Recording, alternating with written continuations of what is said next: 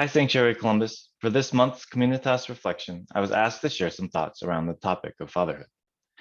The idea of fatherhood is not something that I spent much of my life thinking about prior to becoming a father myself. Subconsciously, entering parenthood was simply a rite of passage in the next practical stage of life. I wanted kids, but honestly speaking, I'm not sure if I really wanted them.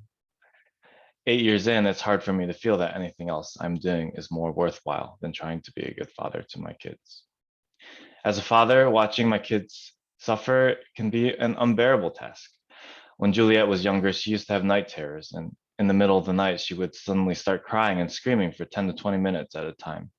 Even at her side, I was unable to console her and didn't know what to do with myself, frustrated that I couldn't soothe her.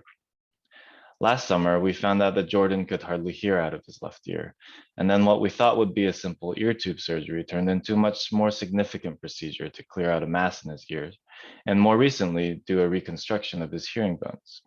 As we guided him through his surgeries, it was challenging to be on the sidelines in a position where we couldn't do much more than sit, wait, pray, and entrust him to his doctor's care.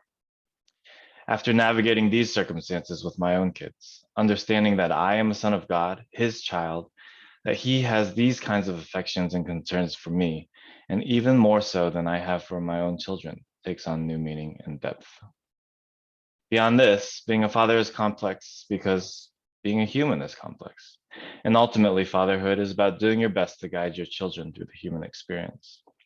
On top of wanting to protect and soothe your child in times of trial, you're also wrestling with how to teach them to make good decisions, their own decisions, work hard and be a kind person, how to love God.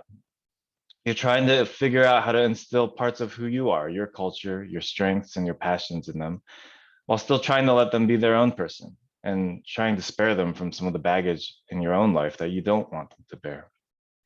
I appreciate the opportunity to learn how to be a father in a diverse, multi-ethnic community of believers like Sanctuary, because I believe having that opportunity to draw wisdom and nurture from other fathers, mothers, aunties, and uncles that have come from different life paths and perspectives gives us an opportunity to provide a more holistic perspective to our kids and a more accurate picture of God's kingdom. It gives me hope that my kids will not go through the first 18 years of their life ignorant to varying racialized experiences of their peers and also having a better understanding of their own.